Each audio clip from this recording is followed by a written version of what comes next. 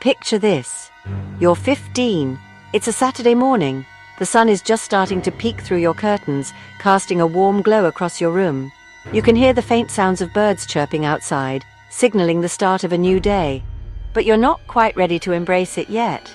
You're still in that blissful state between sleep and wakefulness, where everything feels soft and hazy. You're still in your pajamas. They're your favorite pair, the ones that are a little too big but oh so comfortable. You shuffle into the kitchen, your feet dragging slightly on the floor. The house is quiet and you relish the peace of a lazy weekend morning. You pour yourself a bowl of cereal, the kind with the colorful marshmallows that you know you shouldn't eat but can't resist. You sit down at the table, trying to eat your cereal without spilling it on yourself. The milk is cold and the cereal crunches satisfyingly with each bite. You're in your own little world, lost in the simple pleasure of breakfast.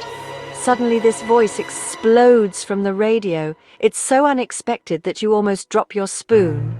The voice is powerful, commanding, and it fills the room with an energy that you can feel in your bones.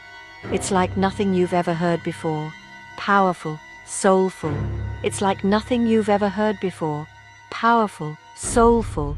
The kind of voice that demands your attention and refuses to let go. You can feel the emotion in every note, the passion in every word. It's a voice that speaks to your soul, that makes you feel things you didn't even know you could feel, and loud enough to make you jump a mile. You can feel the vibrations in the air, the sheer force of the sound. It's almost overwhelming, but in the best possible way. You can't help but be captivated by it, drawn in by its raw power and beauty. That's how I imagine a lot of people felt the first time they heard Whitney Houston. She wasn't just a singer, she was a phenomenon. Her voice had a way of reaching into your heart and soul, of making you feel like she was singing just for you. It was a gift, a rare and precious talent that left an indelible mark on everyone who heard it. Whitney wasn't just a singer, she was a force of nature. Her voice was a powerful instrument, capable of conveying a wide range of emotions with incredible depth and nuance. She could make you feel joy, sorrow, love and heartbreak all in the span of a single song. She was a force of nature. When she took the stage, she commanded it with an energy and presence that was simply mesmerizing. Her performances were electric, filled with passion and intensity. She had a way of connecting with her audience, of making them feel every word and note as if it were their own. Her voice could make you laugh, cry, and dance all at the same time. It had a way of touching your heart, of making you feel things you didn't even know you could feel. It was a voice that could lift you up when you were down, that could make you believe in the power of music and the beauty of the human spirit. It could make you believe in love again, even if you'd sworn it off for good. Her love songs were filled with such emotion and sincerity that you couldn't help but be moved by them. They spoke to the heart, to the universal experience of love and longing. They made you believe that love was possible, that it was worth fighting for. And yes, it could also make you spill your coffee if you weren't careful. Her voice had a way of surprising you, of catching you off guard with its power and intensity. It was a voice that demanded your attention, that refused to be ignored. But beneath that powerhouse voice was a woman of incredible warmth, humor, and vulnerability. She was more than just a singer. She was a person with a heart and soul, with dreams and fears, with strengths and weaknesses. She was a woman who loved deeply and fiercely, who gave everything she had to her music and her fans. A woman who loved deeply and fiercely. She had a way of making everyone around her feel special, of making them feel seen and heard. She was generous with her time and her talent, always willing to give of herself to those who needed it. She was a woman who cared deeply about her family, her friends, and her fans. A woman who, despite facing incredible challenges, left an unforgettable mark on the world. This is her story.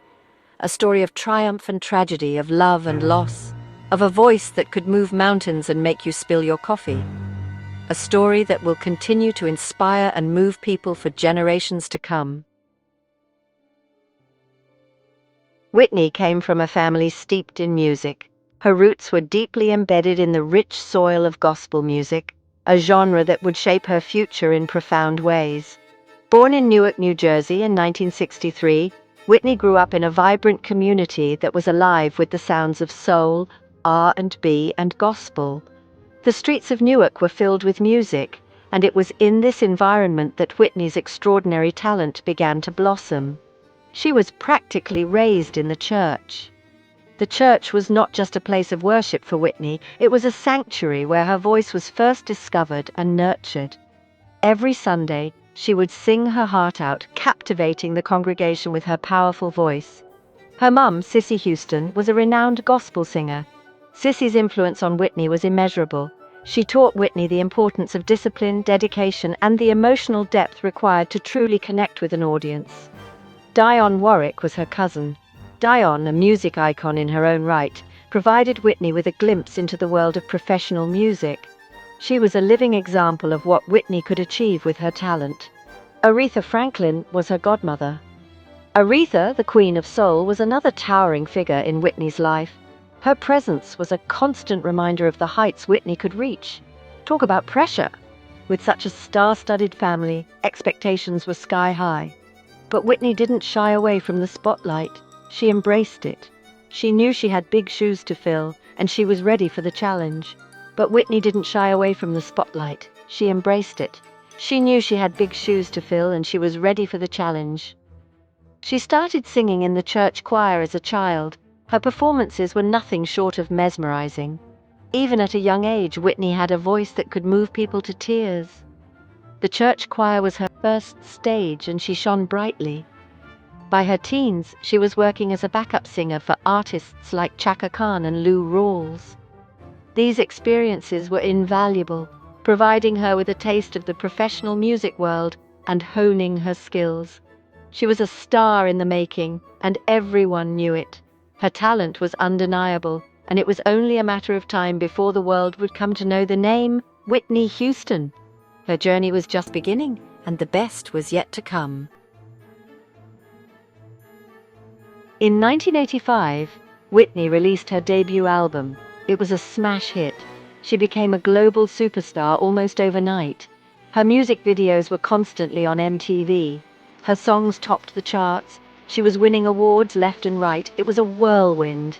Then came The Bodyguard in 1992. The movie was a phenomenon, and Whitney's cover of Dolly Parton's I Will Always Love You became one of the best-selling singles of all time. People couldn't get enough of her. Whitney wasn't just a recording artist. She was a born performer, a true icon whose voice could move mountains and touch souls. Her performances were not just about hitting the right notes. They were about conveying deep emotions and telling a story through her music. Whether she was on stage in front of thousands or in a more intimate setting, Whitney had this magnetic presence that drew people in. She had an innate ability to make every person in the audience feel like she was singing directly to them. One of her most iconic moments was when she sang the national anthem at the Super Bowl. It wasn't just a performance, it was a moment of unity and pride for the entire nation. Her rendition was so powerful that it is still remembered and revered to this day. And who could forget her role in The Preacher's Wife? She brought such depth and emotion to her character, making the film unforgettable. Her performance in the movie was a testament to her versatility as an artist. Whitney had this incredible ability to connect with audiences on an emotional level. It wasn't just about her vocal prowess, it was about the way she made people feel. She had a gift for making her listeners experience the emotions she was conveying through her songs. I remember watching her perform I Will Always Love You at the American Music Awards in 1994. It was a performance that left an indelible mark on everyone who saw it. She stood there in this simple white gown, and she just poured her heart and soul into that song. The simplicity of her attire contrasted with the complexity of her emotions, making the performance even more poignant. It was a moment of pure, unadulterated artistry. She had this unique ability to make you feel every word she sang, every note she hit.